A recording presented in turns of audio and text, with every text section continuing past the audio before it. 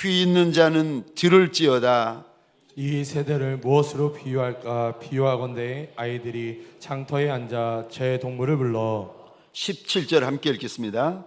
이르되 우리가 너희를 향하여 피리를 불어도 너희가 춤추지 않고 우리가 슬피 울어도 너희가 가슴을 치지 아니하였다 함과 같도다. 아멘. 오늘 본문의 말씀을 가지고 우리에게는 무엇이 없습니까? 라는 제목으로 주님이 주시는 말씀과 은혜를 함께 나누기를 원합니다. 우리에게는 무엇이 없습니까? 우리가 예수 믿는 사람들이고 우리가 예수 고백하는 사람들이고 우리에게 예수가 있는 사람들인데 우리에게 도대체 무엇이 없단 말입니까? 여러분, 호세아 4장 1절에 보면 지금부터 2740년 전, 50년 전입니다. 호세아가 살던 시대에 하나님께서 그 당시 이스라엘 백성들을 보며 너희 안에 이것이 없다라고 주님이 탄식을 하세요. 하나님의 백성들입니다. 하나님을 알고 하나님을 믿고 하나님 앞에 제사 지내는 하나님의 백성들이에요. 그런데 그들을 보시면서 하나님께서 너희에게 이것이 없다, 이것이 없다 하나님이 탄식을 하십니다. 제가 한번 읽어보겠습니다. 4장 1절입니다. 이스라엘 자손들아 여호와의 말씀을 들으라. 여호와께서 이 땅 주민과 논쟁하시나니 이 땅에는 진실도 없고 인애도 없고 하나님을 아는 지식도 없고. 지금 1절, 2절, 3절에 보면은 하나님의 백성들인데 하나님을 알고 안식일마다 절기마다 하나님 앞에 제사 지내는 하나님의 백성인데 그런데도 불구하고 이들 안에 이것이 없다고 우리 하나님께서 탄식하십니다. 저와 여러분들 예수를 알고 있고 예수를 믿고 있고 이 시간도 예수의 이름을 부르고 있는 저와 여러분들에게 우리에게는 무엇이 없는 겁니까?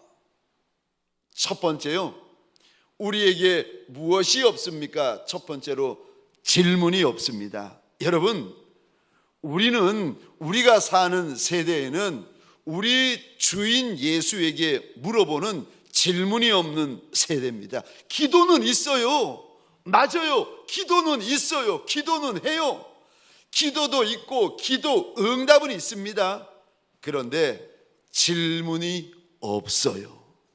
왜 우리 세대에는 질문이 없는 겁니까? 왠 줄 아십니까? 관심이 없어서 그렇습니다. 관심이 없어서 질문이 없는 겁니다. 여러분, 신령한 것에 대한 관심이 있으면 주님께 신령한 것에 대하여 질문합니다. 영의 세계에 대해서 관심이 있는 분들은 주님에게 영의 세계에 대하여 질문을 합니다. 천국에 대하여 관심이 있는 분들은 주님에게 천국에 대해 질문합니다. 저와 여러분들이 영원히 살 하늘 장막을 우리 주님께서 준비하러 가신다고 마지막 날 밤에 이야기하셨는데, 내가 땅에 사는 장막도 귀하지만 하늘나라 가서 살 장막이 귀한데 하늘 내 영원한 장막에 대해서 관심을 가지고 있잖아요. 그런 분들은 하늘 장막에 대하여 우리 주님에게 물어보게 되어져 있습니다. 왜 질문을 안 합니까? 기도도 하고 기도 응답도 받습니다. 왜 그런데 주님에게 질문을 안 하십니까? 관심이 없어서 질문을 안 합니다. 저와 여러분들의 영성은 거기까지예요. 기도하는 데까지고 응답 받는 데까지예요. 맞아요. 기도도 해요. 우리 가운데 응답도 받아요. 하나님 앞에 감사도 해요. 그런데 저와 여러분들의 믿음은요, 저와 여러분들의 신앙은, 저와 여러분들의 영성은 거기까지예요. 거기가 끝이에요. 하나님 앞에 신령한 것에 대하여, 영원한 것에 대하여, 천성에 대하여 물어보거나 주님에게 질문하지 않습니다. 여러분, 우리 하나님이 어떤 하나님이신가? 우리 하나님은 물어보면 알려주시는 하나님이세요. 아멘이십니까? 우리 하나님은 물어보면 가르쳐 주시는 하나님이세요. 우리 하나님은 물어보면은 보여주시는 하나님이시고 들려주시는 하나님이고 우리 마음을 열어서 깨닫게 하여 주시는 하나님이세요. 어느 길로 가야 되는지 우리 하나님께서 알려주시고 가르쳐 주시고 보여주시는 하나님이세요. 근데 저와 여러분들이요, 물어보질 않습니다. 성경을 읽다가 잘 모르시면 목사님에게는 물어봐요. 장로님에게는 물어봐요. 혹시 여러분 주님에게 물어보신 적 있으십니까? 정말 이해가 안 되고 정말 몰라서 책에 봐도 거기에 대한 답이 없는 거예요. 이 부분에 대해서 질문하고 관심을 가진 인생이 없었던 거예요. 관심을 가지고 있어도 답을 해주는 이가 아무도 없는 거예요. 여러분, 성경을 읽다가 주님 앞에서 그 부분에 대하여 관심을 가지고 질문해 보신 적이 있나요? 우리 주님은 물어보는 이에게 답해 주시는 하나님이세요. 요한복음 14장에 보시면 공생의 마지막 날 밤이었습니다. 식사하는 도중에 주님께서 일어나시더니 갑자기 제자들의 발을 하나하나 씻어 주십니다. 여러분, 2000년 전에 발 씻어주는 종은 가장 천한 종이고 가장 말제 종입니다. 2000년 전에 남의 발을 씻어주는 종은 유대인 종은 하지 않습니다. 이방인들 가운데 종된 이들만 남의 발을 씻어줘요. 그러니까 여러분, 우리가 생각하는 것 이상으로 남의 발 씻어주는 일이 그 당시에 가장 작은 일, 가장 천한 일, 가장 말제 일이었어요. 근데 그 일을 우리 주님께서 친히 손을 걷어 제자들의 발을 씻어 주십니다. 그러면서 주님이 당부를 하시는데 너희들끼리 서로 사랑해야 된다. 그러면 사람들이 너희가 내 제자인 줄 알리라. 그리고는 말씀하세요. 내가 너희와 잠시 동안 함께 있겠지만 잠시 후에는 내가 떠난다. 내가 가더라도 너희가 나 있는 곳에 올 수 없다. 자꾸 주님께서 이상한 말씀을 하시는 거예요. 떠난다, 간다, 못 본다. 제자들의 마음이 막 불안해지기 시작하는 겁니다. 그때 시몬 베드로가 요한복음 13장 36절에 이렇게 묻습니다. 코바디스 도미네, 주여 어디로 가시나이까?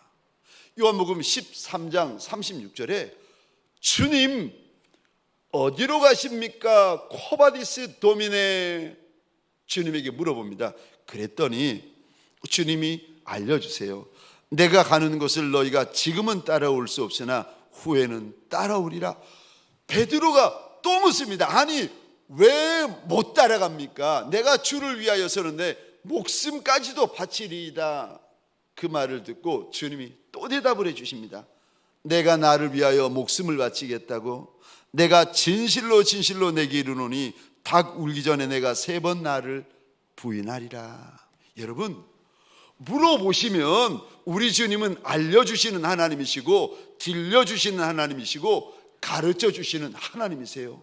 여러분, 우리가 예수를 믿는데 예수께서 가르쳐 주셔야 되지 않겠습니까? 사람을 믿는 이들도 아니고 귀신을 믿는 이들이 아니라 예수를 믿는 이들인데 우리 예수님께서 왜 저와 여러분들에게 알려주지 않으시겠습니까?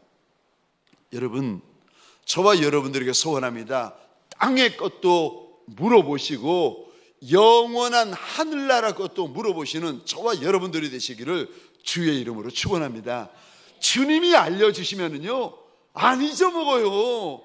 여러분, 정말 몰라서 정말 궁금해서 주님 앞에 나와가지고 물어보시잖아요. 주님이 알려주시면 안 잊어버려요. 제가 몇 번 나누었는데 한날은 도서관에서 성경을 보다가 이삭의 아내 리브가가 될 여인이 이제 고향에서 아브라함의 장막, 이삭의 장막 있는 곳으로 마차를 타고 먼 길로 옵니다. 근데 이 처녀가 갑자기 사막에 있다가 자기 마차로 가까이 오는 한 젊은 사람을 보면서 옆에 있는 종에게 묻습니다. 저가 누구냐? 그랬더니 종이 말합니다. 내 주인이니이다. 그러니까 다시 말해서 처녀 리브가와 결혼할 저 주인이라는 겁니다. 그 말을 듣고 리브가라는 여인이 얼굴을 가리는 면박을 벗고 있다가 면박을 취하여 얼굴을 가리더라라고 성경에 기록되어 있는 거예요. 제가 성경을 읽다가 너무너무 속이 상하고 이해가 안 됐습니다. 아니, 성경 66권 하나님의 생명의 책인데 하나님의 말씀, 하나님의 생명, 하나님의 구원, 하나님의 역사, 하나님의 영광을 기록하기도 부족할 터인데 먼 처녀가 면박을 벗었다가 가리웠다, 그게 뭐 중요하다고 기록하셨을까? 여러분, 어느 책에도 안 나오는 거예요. 근데 궁금한 거예요. 제가 도서관에서 성경을 그 부분을 읽다가 펴놓고, 하나님, 내가 도저히 이해 못하겠습니다. 아니, 성경책이 생명의 책인데 구원 역사, 생명의 역사만 기록해도 이거 다 기록할 수 없다고 그러셨는데, 아니 어쩌자고 처녀 리브가가 면박을 취하여 얼굴 가린 것까지 기록하셨습니까? 하나님, 이거 필요 없는 부분인데, 내가 아무리 좋게 생각해도 필요 없는 부분인데 하나님 이거 왜 기록하셨습니까? 이거 없어도 되는 부분 아닙니까? 도서관에서 묻다가 너무 추워가지고, 에어컨을 얼마나 세게 틀는지 너무 추워가지고 다시 에어컨 저 도서관 밖으로 나왔습니다. 또 의자에 앉아가지고, 하나님, 제가 도저히 이해하지 못하겠습니다. 이 처녀가 면박을 벗었다가 쓰는 게 뭐 그리 중요하다고 기록하셨습니까? 근데 그 순간에 감동을 주시는 거예요. 아들아, 리브가가 면박을 벗고 있다가 썼던 것은 무엇을 의미하는지 아느냐? 이 여인이 그만큼 지혜로웠다는 것을 의미하는 것이란다. 오, 하나님, 이제 알았습니다. 여인이 벗을 때 벗고 입을 때 입는 것이 그게 지혜다, 지혜다. 주님이 말씀하시는 거예요. 이 여인이 면박을 벗고 쓰고 그거를 우리에게 알려주려고 하셨던 것이 아니라, 리브가라는 이 처녀가 얼마나 하나님과 사람 앞에서 지혜로운 여인이었던가를 우리 하나님께서 이 글을 읽는 사람들에게, 인생들에게 알려주고 싶으셨던 겁니다. 사랑하는 성도님들에게 소원합니다. 기도하는 것도 좋고 응답받는 것도 좋은데, 저와 여러분들 하늘의 것에 대해서, 영원한 것에 대해서, 천성에 대하여서, 여러분 땅의 것, 하늘 것, 영원한 것들에 대하여 주님에게 물어보는 사람들이 되어지시기를 주의 이름으로 축원합니다. 우리 시대에 무엇이 없습니까? 질문이 없습니다. 두 번째요, 우리에게 무엇이 없습니까? 두 번째, 눈물이 없습니다. 여러분, 우리가 살고 있는 이 시대는 주님 앞에 흘리는 눈물이 사라진 시대입니다. 우리는 더 이상 울지 않습니다. 목사님도 울지 않고, 장로님도 울지 않고, 권사님도 울지 않고, 집사님도 울지 않고, 성도도 울지 않고, 새가족도 울지 않고, 청년도 울지 않고, 주일학교 학생도 울지 않습니다. 왜 울지 않는 겁니까? 왜 우리 아비 때는 울었는데, 우리 어미 때는 주님 앞에 그리 많이 울었는데, 저와 여러분들의 세대에서는 왜 울지 않는 겁니까? 여러분, 왠 줄 아십니까? 왜냐하면 울 때까지 기도하지 않기 때문입니다. 눈물의 샘이 터질 때까지 기도하는 이가 없기 때문입니다. 눈물이 흘러 내 시간을 적시고 기도를 적시고 내 자리를 적실 때까지 기도하는 이가 우리 가운데 많지 않기 때문입니다. 바빠서 분주해서 피곤해서 기도의 자리를 피합니다. 우리의 영이 젖을 때까지, 우리의 혼이 젖을 때까지, 우리의 육이 젖을 때까지, 우리의 관절과 골수와 우리의 문제와 혼란이 젖을 때까지 우리는 기도하지 않습니다. 그러다 보니까 무슨 일이 벌어지는가 하면은, 여러분, 저와 여러분들 안에 영적으로 보면은 샘이라는 것이 있는데, 눈물의 샘이라는 것이 있는데, 이 샘이 말라버린 거예요. 목사님의 샘도 마르고, 직분자들의 샘도 마르고, 주일학교 학생의 샘도 마르고, 새가족의 샘도 마르고, 마를 대로 말라버렸습니다. 그러니까 이제 우리의 세대에서는, 아비의 세대에는 그러지 않았는데, 어미의 세대에는 그러지 않았는데, 우리의 세대에서는 더 이상 여러분 눈물을 흘리지 않습니다. 심령이 젖기까지 기도하면 무슨 일이 일어나는지 들어는 봤는데 경험해 본 적이 없는 세대인 거예요. 눈물이라는 단어는 들어봤는데 눈물이라는 것을 흘려본 적이 없는 세대를 저와 여러분들이 살고 있습니다. 그러니까 여러분, 눈물이 그치고 메말라지기 시작하면서 무슨 일이 벌어지는가 하면은, 여러분, 저 땅에 비가 그치잖아요. 메마르고 황무해지면 그 다음에는 무슨 일이 벌어지는가 하면은 땅이 갈라지기 시작합니다.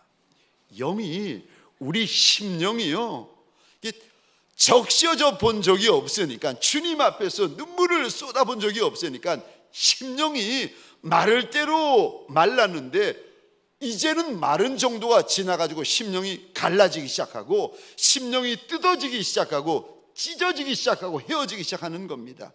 그러다 보니까 그런지 여러 달이 되고 여러 해가 되다 보니까 이제는 무슨 일이 벌어지는가 하면은, 주님 앞에 눈물로 기도하는 분들을 이상하게 봐요.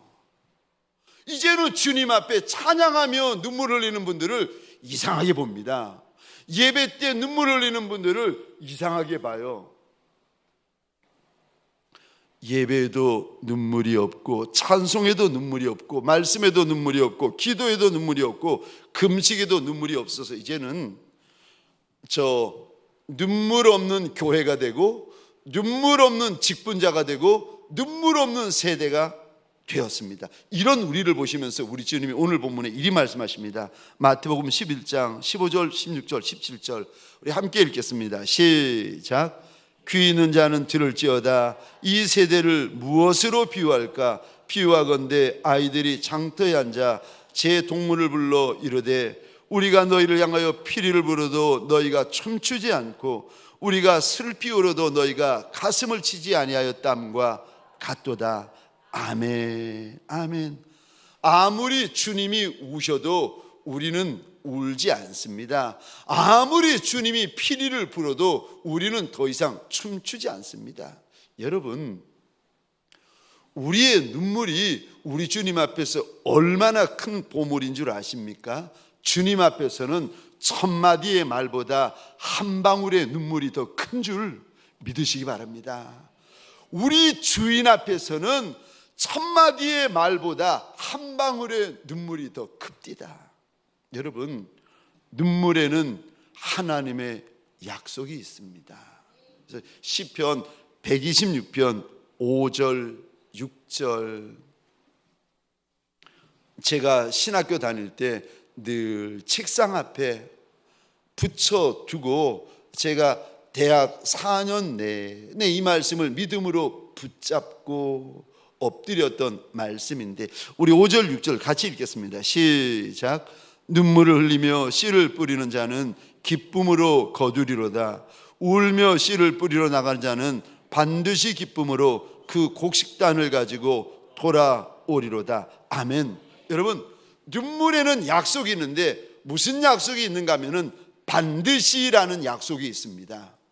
여러분, 어떤 약속이 있습니까? 반드시 기쁨이 있다고 약속하십니다. 반드시 출산을 거두어 드리고 돌아오게 될 날이 있다고 약속하십니다. 눈물에는 약속이 있습니다. 심지어 5절 한번 보시겠습니까? 5절 눈물을 흘리며라고 되어 있는데 원어로 보면은 눈물이 한 방울의 눈물입니다. 여러분, 눈물이 어떻게 한 방울밖에 없겠습니까? 그런데 원어에 보시면 한 방울의 눈물이에요. 주님 앞에서 한 방울의 눈물이라 할지라도 그 눈물에는 약속이 있다. 우리 하나님께서 약속하십니다. 2000년 전 우리 주님이 이 땅에 계실 때에 주님 앞에 달려나온 인생들마다 그가 유대인이든 이방인이든 주님에게 부르짖습니다. 주 다윗의 자손 예수여 나 좀 불쌍히 여겨 주옵소서. 근데 여기 부르짖다라는 단어를 원어로 보시면은요, 울며 부르짖다라고 되어져 있어요. 그러니까 주님 앞에 달려나온 이들이 이방인이든 유대인이든 간에 주님 앞에 2000년 전에 달려나온 인생들마다 울부짖었다는 겁니다. 그들만 그런 것이 아니라 우리 주님께서도 하늘 아버지 앞에 엎드려 기도하실 때에 눈물이 핏물이 되기까지 울부짖으십니다. 사랑하는 성도님들에게 소원합니다. 눈물이 없는 것이 복이 아닙니다. 눈물이 있는 것이 복입니다. 우리 주님 앞에서 눈물이 있는 복된 종이요, 눈물이 마르지 아니하는 복된 종들이 되어지시기를 주의 이름으로 축원합니다. 눈물이 복입니다. 세 번째요, 우리에게 무엇이 없습니까? 거룩이 없습니다. 우리 세대에는 거룩이 없는 세대입니다. 우리 세대는 보이지만 않으면 되고 들키지만 않으면 되는 세대를 저와 여러분들이 살아갑니다. 남편도 그렇고 아내도 그렇고 목사님도 그렇고 직분자도 그렇고 나라님도 그렇고 보이지만 않으면 되고 들키지만 않으면 되는 시대를 저와 여러분들이 살아갑니다. 우리 시대에는 거룩이 사라진 시대인데, 그런데도 불구하고 우리가 거룩해야 되는 이유가 있는데, 왜냐하면 우리 하나님은 거룩하신 하나님이시기 때문에 그렇습니다. 저와 여러분들이 하나님을 만나시려면 정결하셔야 되고 깨끗하셔야 되고 거룩하셔야 됩니다. 깨끗해야, 성별해야, 성결해야 주의 귀한 일에 쓰임받는 종이 될 수가 있습니다. 히브리서 12장 14절입니다. 우리 같이 읽겠습니다. 12장 14절입니다. 시작. 모든 사람과 더불어 화평함과 거룩함을 따르라. 아멘. 거룩함을 따르라. 이것이 없이는 아무도 주를 보지 못하리라. 여러분, 우리는 어디에 있느냐를 중히 여깁니다. 내가 광야에 있느냐, 골짜기에 있느냐, 젖과 꿀이 흐르는 가나안 땅에 있느냐, 우리는 장소를 귀히 여기는 인생들입니다. 그런데 우리 하나님은요, 장소보다 우리의 거룩을 더 크게 보시고 더 귀히 보시는 하나님이십니다. 그래서요, 깨끗한 이에게는 약속이 있습니다.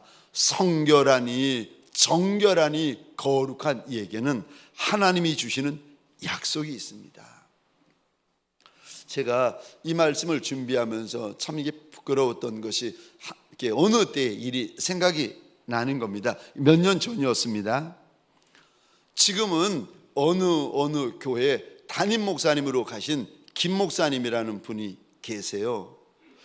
그분이 저희 교회 부교육자로 지원을 하셨는데, 제가 인터뷰를 하면서 그분의 말을 이렇게 듣고 만났는데 마음에 이분 참 신실한 목사님이시구나, 이분 참 귀한 목사님이시구나, 이게 느껴지는 거예요. 이분과 함께 동역하고 싶다 마음이 드는 겁니다. 그래서 이분을 모셔야지 마음속으로 결정하고는 마지막으로 질문을 했습니다. 김 목사님 어제 묵상하셨습니까?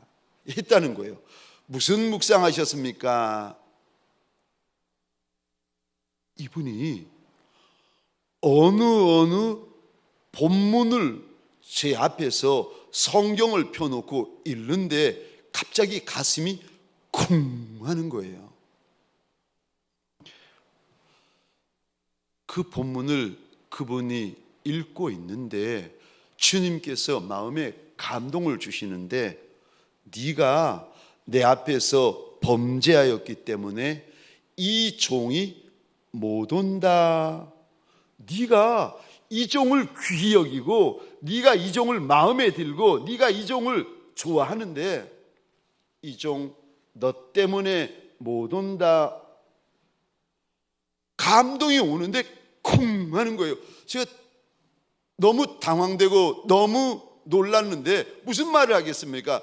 그냥 내색하지 않고 앞에 있는 김 목사님에게 물어보았습니다. 목사님, 언제까지 올 수 있으세요? 그분이 그러는 거예요. 언제까지 올 수 있습니다. 다시 물어봤어요. 그때까지 올 수 있으세요? 올 수 있습니다. 김 목사님은 올 수 있다고 하시고, 우리 주님은 저한테 너의 죄 때문에 못 온다 감동하시고, 제 마음이 너무 불편하고 힘들었지만 하여간에 온다고 하시니까 그냥 인터뷰 오는 걸로 하고 끝냈습니다. 그래서 교회 요람에 오실 분은 그 부목사님의 사진, 사모님의 사진까지 올리고 요람을 다 만들어 놓았는데 오시기 일주일 전에 그분이 연락이 온 거예요. 목사님 죄송합니다. 치러보니까 정말 못 올 사정인 거예요. 제가 그래도 사정했어요. 그래도 와줄 수 없겠느냐고. 그분이 그러는 거예요. 목사님, 제가 이런 사정인데 교회가 이렇게 힘든데 제가 뿌리치고 못 가겠습니다. 목사님께 염치 없지만 정말 죄송하지만 못 가겠습니다. 제가 전화를 끊으면서 나 때문이었구나. 내가 주님 앞에서 정결하지 못하고 내가 주님 앞에서 성결하지 못하였더니 나 때문이었구나. 전화기를 내려놓고 얼마나 부끄럽고 얼마나 회개했는지 모릅니다. 그리고 이제 1년이 지났어요. 그 교회를 여전히 떠나지 않고 섬기고 있는 김 목사님에게 제가 전화를 다시 드렸습니다. 그리고 우리 교회에 와달라고. 그분이 이제 우리 교회로 오시게 되었습니다. 온 후에 제가 그분에게 물어보았습니다. 그런데 혹시 우리 교회에 오실 때에 다른 어려움은 없으셨습니까? 이제 그게 어려움이 있었으니까요. 제가 염려가 되어가지고 다른 어려움은 없었습니까? 물어봤는데 그분이 저한테 그러는 겁니다. 목사님 전화를 받고 그렇지 않아도 김 목사 그분이 주님에게 물어보았다는 거예요. 하나님, 동광교회에서 저보고 오라고 하는데 갈까요 말까요? 어떻게 해야 되는 겁니까? 주님에게 물어보았다는 겁니다. 그래서 제가 물어보았어요. 주님이 뭐라고 합니까? 김 목사님이 그러는 거예요. 아들아, 빨리 가라. 제가 그 고백을, 그 간증을 들으면서 하나님 앞에 부끄러웠고 감사했고 얼마나 회개했는지 모릅니다. 사랑하는 성도님들에게 소원합니다. 저와 여러분들, 남들이 아는 부분, 남들이 보는 부분, 남들이 듣는 부분까지만이 아니라 보지 못하는 부분, 알지 못하는 부분까지라도 구석구석 정결하여지고 깨끗하여지는 저와 여러분 되시기를 주의 이름으로 축원합니다. 내 안에 여전히 남겨져 있는 죄의 틈을 막고 메꾸는 밤이 되어지시기를 주의 이름으로 축원합니다. 네 번째로, 우리에게 무엇이 없습니까? 우리 세대에 무엇이 없습니까? 네 번째로, 사랑이 없습니다. 여러분, 왜 이렇게 사랑이 없는가? 우리가 살고 있는 시대가 마지막 시대고 마지막 세대가 되어가지고 여러분 사랑이 없어지고 사라지는 겁니다. 2000년 전에 우리 주님 감람산에 앉아 계실 때에 제자들이, 성경에 보면 이렇게 되어져 있습니다. 조용히 주님에게 와서 묻되 세상 끝날에 무슨 일이 있겠습니까? 그때 주님께서 첫 번째 하신 말씀이 마지막 때가 되면 내가 예수 그리스도라고 미혹하는 이들이 많이 일어나게 될 것이고 그 소리에 많은 이들이 미혹되게 될 것이다 말씀을 하십니다. 그리고 곳곳에서 난리의 소문, 전쟁의 소문, 기근의 소문, 지진의 소문이 가득하게 될 것이다. 그러면서 마지막 때에, 마지막 세대의 징조 가운데 중요한 징조 하나를 주님께서 말씀하시는데 사랑이 식어지게 될 것이다. 근데 어느 정도로 사랑이 식어지는가? 누가복음 13장입니다. 우리 12절 말씀 같이 한번 읽겠습니다. 시작. 형제가 형제를, 아버지가 자식을 죽는 데 내주며 자식들이 부모를 대적하여 죽게 하리라. 아멘. 아멘. 여러분, 부모와 자식지간의 관계를 우리는 철윤이라고 말합니다. 하늘이 맺어준 관계라는 뜻입니다. 여러분, 인류는 끊을 수 있어도 천류는 끊을 수가 없다고 우리들은 이야기를 해요. 그런데 마지막 때가 되어지고 마지막 세대가 되어지면 무슨 일이 벌어지는가? 형제가 형제를 죽이고 아비가 자식을 죽이고 자식들이 부모를 죽게 할 것이라고 우리 주님께서 경고하십니다. 여러분, 교회 밖이나 교회 안이나 교회나 가정이나 사업장이나 사랑이 없으면 지옥이 됩니다. 지옥에는요 한 방울의 사랑도 없는 것입니다. 한 방울의 긍휼, 한 방울의 자비도 없는 것이 지옥입니다. 마지막 때가 되면 저와 여러분들이 인생들이 얼마나 악하여지는가 하면 부모 자식 지간인데도 한 배에서 난 한 형제 자매인데도 얼마나 싸납게 대하는가, 얼마나 잔인하게 대하여지는가. 짐승들이나 하는 짓을 하게 된다. 우리 주님께서 2000년 전에 경고하십니다. 여러분, 우리 안에 사랑이 없으면 그분은 더 이상 예수의 제자가 아닙니다. 우리 주님께서 마지막 날 밤에 내가 너희를 사랑한 것 같이 서로 사랑해야 된다 신신당부하시면서 십자가에 달리셨는데 그거 뻔히 알고 2000년 동안 뻔히 듣고 왔으면서도 내 안에 사랑이 없다? 그런데도 예수를 믿고 있다? 그러면 여러분, 내가 믿는 예수가 성경에서 말하는 예수인지 다른 예수를 믿고 있는지 여러분 점검해 보셔야 됩니다. 예수가 다 같은 예수가 아니에요. 여러분, 내가 믿는 예수가 나사렛 예수 그리스도 맞나? 정직히 점검해 보셔야 됩니다. 요한복음 13장 34절 35절입니다. 우리 화면을 보시면서 같이 읽겠습니다. 시작. 새 계명을 너희에게 주노니 서로 사랑하라.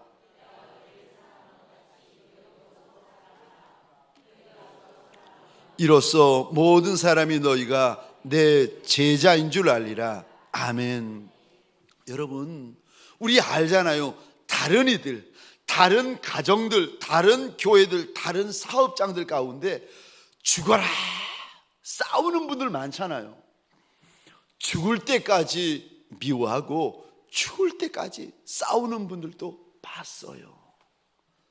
아버지가 마지막 숨을 거두며 딸 자식한테 미안하니까 손을 뻗는데 딸이 아버지가 왜 손을 뻗는 줄 알면서도 그거 외면해 버렸다고 저한테 고백을 합디다. 어떤 이는 죽을 때까지 미워하고 어떤 이는 죽을 때까지 싸웁니다. 사랑하는 성도님들에게 소원합니다. 우리는 그러지 마십시다. 죽을 때까지 사랑만 하는 예수의 사람들 되어지시기를 주의 이름으로 축원합니다. 여러분, 내 옆에 못난 분들 계시잖아요. 나랑 안 맞는 분들 계시잖아요. 나하고 잘 안 통하는 분들 계시잖아요. 그래도 저와 여러분들에게 소원합니다. 그 못난 분들을 불쌍히 여겨주시기를 주의 이름으로 축원합니다. 마음에 안 들어도 불쌍히 여기고, 나랑 안 맞아도 불쌍히 여기고, 안 맞아도 이렇게 안 맞을 수가 있는가 하는 분들도 여러분 불쌍히 여겨주시고 품어주시기를 주의 이름으로 부탁합니다. 근데 이런 분들 계세요. 안 맞는데 너무 안 맞는 분이 계세요. 안 맞는데 그냥 미운 정도가 아니라 미워 죽겠는 분들, 꼴 보기 싫어 죽겠는 분들, 더 이상 참아도 참을 수 없는 분들이 계십니다. 근데 그때는 어떻게 해야 됩니까? 나 같은 것도 참아주시고, 나 같은 것도 품어주시고 써주시는 우리 예수님을 생각하셔야 됩니다. 여러분, 주님께서 날 들어 쓰실 때에 내가 늘 잘해서 들어 쓰시겠습니까? 늘 주님의 마음에 합해서 들어 써주시겠습니까? 잘하는 것 많고 실력이 많아서 쓰임받을 만해서 써주시겠습니까? 그렇게 쓰임받는 이가 우리 가운데 몇 명이나 되겠습니까? 그럼에도 불구하고 나 같은 것도 예수 보혈로 씻어주시고, 나 같은 것도 예수의 못자국난 두 손으로 안아주시고 받아주셨는데, 그러기를 2000년 전부터 지금까지 하시고 여기까지 해주시니까 나사렛 예수 그리스도인데, 그 사랑을 받고 그 은혜를 입은 저와 여러분들인데, 우리가 왜 내 옆에 있는 이들에게 그리하지 못하겠습니까? 사랑하는 성도님들에게 소원합니다. 내 옆에 있는 이들을 불쌍히 여기십시다. 내 옆에 있는 이들을 사랑하십시다. 특별히 못난 이들, 천한 이들, 마음에 안 드는 이들, 나와 안 맞는 이들을 여러분 많이 사랑하고 불쌍히 여기십시다. 훗날에 우리가 주님의 심판대 앞에 서서 너 뭐 하다 왔니? 주님이 물어보시면 그때 주님, 내가 사랑만 하다가 왔습니다 고백하는 저와 여러분들 되시기를 주의 이름으로 축원합니다. 마지막 다섯 번째로, 우리에게 무엇이 없습니까? 천국이 없습니다. 천국에 대한 관심이 없습니다. 천국은 알고 있고 천국은 믿고 있는데, 우리 마음에 천국이 있어야 되는데, 그러면 천국이 있어야 되는데 아니요, 천국이 아닌 다른 것들이 가득합니다. 땅에 있는 것들, 썩어질 것들, 안개와 같은 것들, 바람 불면 날아가 버릴 것들에 대한 것들이 우리 마음 안에 가득이 차 있습니다.